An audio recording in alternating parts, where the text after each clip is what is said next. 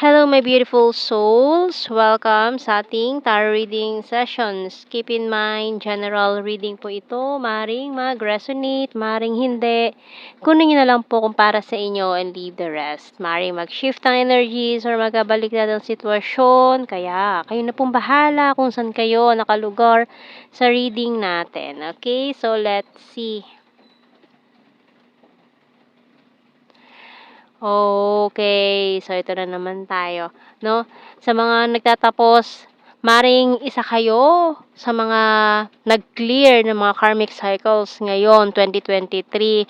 Para sa 2024, maganda ng bagong simula. So, kung isa ka sa mga nag-clear ng mga karmic cycles ngayon, isa ka sa mga persons na may nag-reach out ngayon or may mga gustong bumalik sa'yo from the past. So, you're clearing your karmic cycles na and lesson learned for you ito na kailangan mong matutunan, lampasan ngayon, especially ngayong 2023. So, tingnan natin sa tarot cards. Kasi maraming mga karmic cycles, karmic partners ang na-reveal ngayong 2023. So, snake card, bonfire. 'Di ba?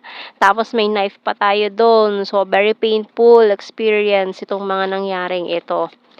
Ayan. So, kaya it's time for you to heal now. Ito na yung moment na kailangan mo muna na bigyan ng time ang sarili mo, no? So, wag mo na maghanap ng love life ngayong holiday season, ngayong Pasko. Ang kailangan natin ngayong Pasko, family, ayan. Family and pera. Pera. Pera, syempre, no? Wag puro jowa ang hanap, no? Ngayong Pasko kasi hindi maganda mag-start ng relationship ngayon or landian, no? Kaya chill ka lang dyan muna. So, we have here the Two of Pentacles. So, and the King of Wands. The World card and the Five of Cups. So, ayan, marami talaga nagsesenti ngayong December.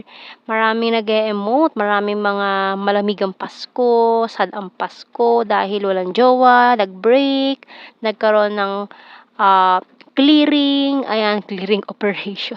Grabe talaga yung naging clearing operation, no, ngayong 2023. Talagang, ayan, marami na natuto. Parang sabay-sabay na natuto mga tao ngayon.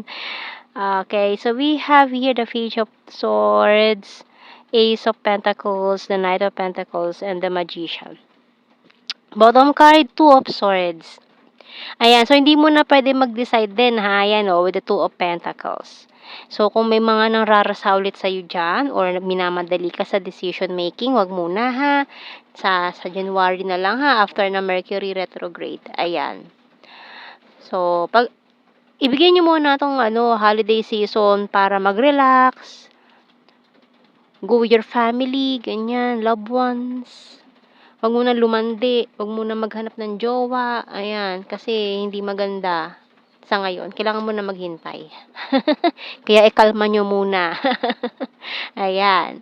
So, tingnan natin sa ating... So, kung hindi kayo naghiwalay, kung in-relationship ka pa rin ngayon, edi good for you. Ayan. 'Di ba? So, we have here, ito, wag natin kalimutan to, lalo na ngayon, sunod-sunod ang mga kainan, healthy lifestyle by Archangel Raphael. Eat a healthful diet, get adequate sleep, and exercise regularly for optimal health. And all is well by Archangel Jeremiel. Everything is happening exactly as it's supposed to, with hidden blessings you will soon understand. And dalawang cards yung nahulog natin. And let's see sa ating The Hidden Truth Oracle cards. Ayan, I wish things could be different. Finding out the truth crushed me. It was my fault, but I blamed you. I left and I saw you with someone. I love you and I want to tell you how I feel. Sometimes I stay awake thinking about you and I hide behind material things. I wish I could share my good news with you. So, ayan ha, itong mga karmic cycles ninyo, itong mga past karmic cycles na napagdaanan ninyo, itetest na naman kayo, nako, Ingat-ingat. Wag marupok. Okay.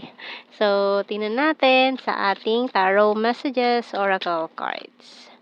Feeling betrayed. So, pinagtaksilan ka na ha, kaya wag kang marupok ha. We're compatible to each other, I can't decide. So, ayan o. Okay lang maging undecided ngayon. Pagpaliban nyo muna. Can we talk? Husband-wife material, I want to marry you someday. You complete me and I want a family with you. Bottom card, caught in the middle. So, maaari kasing sabihin niya na single na siya, wala na siyang karelasyon, pero maaaring ilihim niya ito, ayan, caught in the middle. Kasi lalo na may snake card tayo, bonfire energy dito.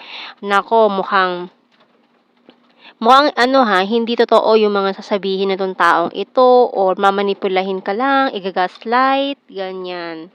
So, dedmahin mo muna. So, kung talagang kayo, hintayin mo, magparamdam siya next year, ayan, hintayin mo. Kung hindi, edi good for you kasi karmic cycle yon. Ayan. So, kailangan mo nang lampasan yon. So, we have letter I, N, A, W, Y,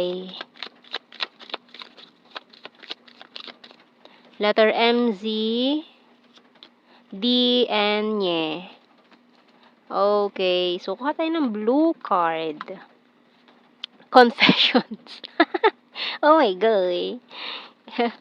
Soulmate and deception. Ayan, no. Maaaring itong taong ito paniniwalain kanya or pinaniwala kanya noon na soulmates kayo, pero hindi naman talaga. Kasi itong taong to lang ang gumawa ng mga signs na yon, synchronicities na yun. Maaaring chinachat ka niya exactly 11:11 para ipaniwala niya sa'yo or ipakita niya sa'yo na soulmates kayo or twin flame kayo, pero yun pala, fake.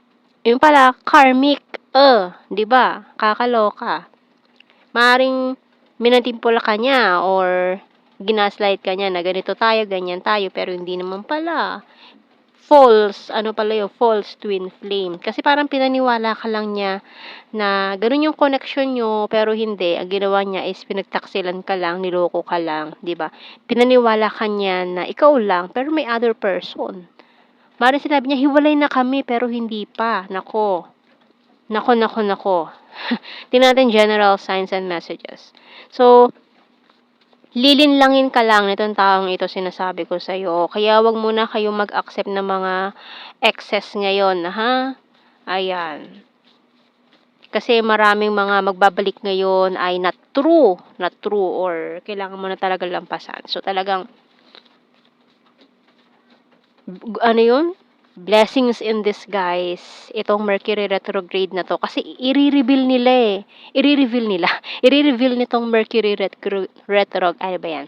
Nabubulol na tuloy ako. Mercury retrograde.